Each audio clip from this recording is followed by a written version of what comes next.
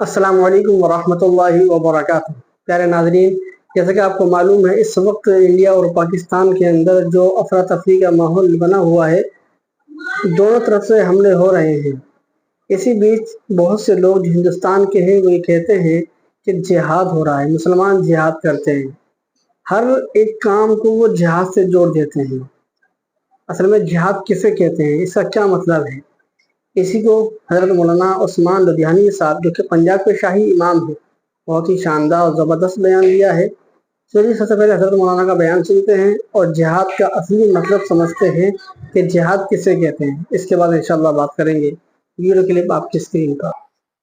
लोग इस पे बात करते हुए डरते हैं और जो बात करते हैं वो इसका गलत मफहूम बयान करते हैं। कुछ लोग कहते हैं कि इसका मतलब मेहनत करना है, कुछ लोग इसको कहते हैं कि गुनाहों से बचने का नाम है। जो यूरोप का मीडिया है जिसने पिछले 300 साल से इस लफ्ज के गलत मायने निकाले, वो कहते हैं कि जिहाद का मतलब बेकसूर लोगों को मारना है, कत्ल करना है, आतंकवाद फैलाना है। और जो इसके बचाव में बात करते हैं वो कहते हैं नहीं नहीं, इसका मतलब लड़ना नहीं है। और इस बात से आप कैसे इनकार कर सकते हैं कि कुरान शरीफ ने अपनी तालीमात के दौरान जिहाद का जिक्र किया है? तो फिर ये क्या है क्या? क्यों नहीं आप दुनिया को ये बता पा रहे कि इसका मतलब क्या है? इसमें खुदा क्या चाहता है, क्या दुनिया को कहता है अपना रब? जब तक ये बात वाज़ेह नहीं होगी तो जो दुश्मन है वो ये कहेंगे कि ये जुल्म का ऐलान है, और जो बुज़दिल हैं वो ये कहेंगे कि नहीं नहीं, इसका नाम सिर्फ मेहनत करना है। जबकि अगर आप कुरान पढ़ेंगे अगर इत्मीनान से, क्योंकि कुरान पढ़ना हिकमत वाले लोगों का काम है, समझदार लोगों का काम है। जब आप अल्लाह के कुरान को पढ़ेंगे तो पता ये लगेगा कि हाँ, जिहाद तो लड़ने को ही कहते हैं, लेकिन किन के खिलाफ लड़ा जाए, उसकी कैटेगरी क्या होगी, उसका क्या रवैया होगा, क्या शक्ल होगी, क्या सूरत होगी। अंग्रेज ने जब भारत के ऊपर कब्जा कर लिया तो उस वक्त भारत के मौलवियों ने कहा कि अंग्रेज के खिलाफ जिहाद। कादियानी ने उस वक्त सबसे ज्यादा जो जोर लगाया इसी बात पर लगाया कि मुसलमान अंग्रेज के खिलाफ जिहाद ना करें। हजरत मोहम्मद सल्लल्लाहु अलैहि वसल्लम के जो सहाबा हैं, सैयदना अबू बकर सिद्दीक रज़ियल्लाहु ताला अन्हु, सैयदना अमीरुल मोमिनीन उमर बिन खत्ताब रज़ियल्लाहु ताला अन्हु, अमीरुल मोमिनीन सैयदना उस्मान ज़िन्नुरैन रज़ियल्लाहु ताला अन्हु, अमीरुल मोमिनीन सैयदना अली इब्न अली रज़ियल्लाहु ताला अन्हु मौला अली करमुल्लाह वजह, अमीरुल मोमिनीन सैयदना हसन रज़ियल्लाहु ताला अन्हु, अमीरुल मोमिनीन सैयदना अमीर मुआविया रज़ियल्लाहु ताला अन्हु, जितने भी मुसलमानों के उलुल आज़म खलीफा हैं, उन सबकी जिंदगी में यह अमल आया है।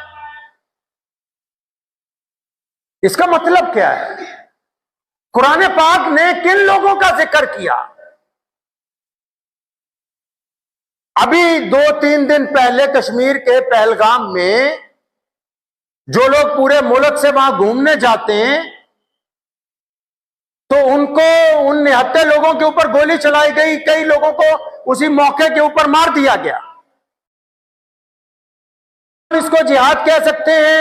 मैं बड़ी जिम्मेदारी के साथ ये बात कहता हूं कि 1450 साल पहले जब हजरत मोहम्मद सल्लल्लाहु अलैहि वसल्लम के दौर में भी जब वहां के करीब के मुल्कों के लिए इस्लामी फौजें रवाना हुई तो कुरान ने, शरीयत ने, इस्लाम ने, मोहम्मद रसूलुल्लाह ने उनके लिए कुछ कवानीन तय किए, असूल बनाए, ज़ाब्ते बनाए कि कैसे जाओगे।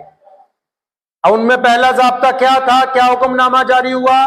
प्यारे मोहम्मद अलैहिस्सलाम ने जो दुनिया के लिए रहमत बन के आए, क्या हुक्म जारी किया कि जाने वालों, सिपाहियों, सुनो कि जब तुम निकलोगे तो जब नई आबादियों में जाओगे اگر سامنے کوئی نہتہ آ جائے، اگر سامنے کوئی ایسا آ جائے جس کے پاس نہ تیر ہے، نہ تلوار ہے، نہ بھالا ہے، نہ وہ تمہیں کوئی نقصان پہنچا سکتا ہے، تو یاد رکھو جو ہتھیار بند نہیں ہے اس کو مارنا جائز نہیں، اس کے خلاف لڑائی نہیں ہو سکتی۔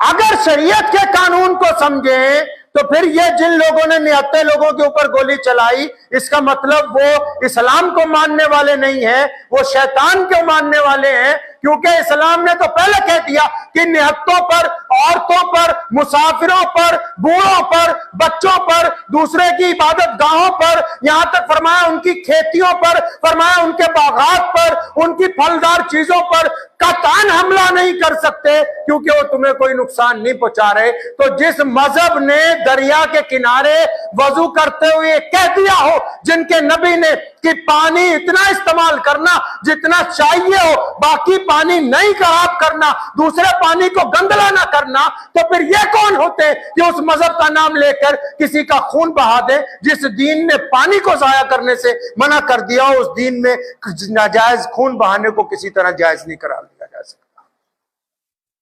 معنی ہی بدل دیے، مطلب ہی بدل دیا اسلام کا۔ کیوں؟ کیونکہ جو بدماشی کر رہے ہیں، جو آتنکواد پھیلا رہے ہیں، جو گنڈا گردی کر رہے ہیں، وہ تو چلا کے کہہ رہے ہیں کہ ہم بدماش ہیں، ہم نے اسلام کا پرچم پکڑ لیا، اور جو اسلام کے وارث ہیں، جو امن کے پیغمبر ہیں، جن کے ذمے یہ دین دیا گیا، وہ خاموشی کے ساتھ تماشے بنا ہوئے اس گنڈا گردی کو دیکھ رہے ہیں۔ یہ کہتے کیوں نہیں کہ یہ جو سامنے اسلام کا نام لے کے دوسروں کو ناحق قتل کرتے ہیں، ان کا اسلام سے کوئی لینا دینا نہیں؟ اسلام نے کہا جہاد کرو، لیکن کب کہا؟ جب بیٹیوں کو زندہ دفن کیا جاتا تھا۔ اسلام نے کہا کہ ہاں ظالم کے خلاف لڑنا، کن کے خلاف؟ جو غریبوں کا قتل کرتے تھے، جو مظلوموں کے پیروں میں بیڑیاں پہناتے تھے، جو لوگوں کی بچیوں کو گھروں سے اٹھا کر لے جاتے تھے، جو لوگوں کو بندوا مزدور بنا کر رکھتے تھے۔ کب کہتے ہیں کہ ہم نے قرآن نے نہیں بات کی جہاد کی؟ لیکن اسلام کا جہاد وہ سرجیکل سٹرائک کی طرح ہے، جو صرف ظلم کے خلاف لڑنے کی بات کرتا ہے، جو آتنکواد کے خلاف لڑنے کی بات کرتا ہے، جو زیادتیوں کے خلاف لڑنے کی بات کرتا ہے، جو بیٹیوں کی عزت لوٹنے والوں کے خلاف لڑنے کی بات کرتا ہے۔ اسلام کے جہاد نے کبھی غریبوں کو مارنے کی، مظلوموں کو مارنے کی بات نہیں کی۔ اس فرق کو سمجھنا ہوگا اور دنیا کو بتانا ہوگا۔ اس تو دیکھا آپ لوگوں نے کہ حضرت مولانا عثمان رجحانوی صاحب نے کتنا شاندار اور زبردست بیان دیا ہے کہ جہاد کسے کہتے ہیں، جہاد کا اصلی مطلب کیا ہے۔ آپ کی کیا رائے حضرت مولانا کے بیان کے سلسلے میں ہمیں کمنٹ سیکشن میں ضرور بتائیں، اس کو دوسرے لوگوں تک ضرور شیئر کریں۔ ملتے ہیں کسی نئے بیان یا کسی نئے اپڈیٹ کے ساتھ۔ السلام علیکم ورحمۃ اللہ وبرکاتہ۔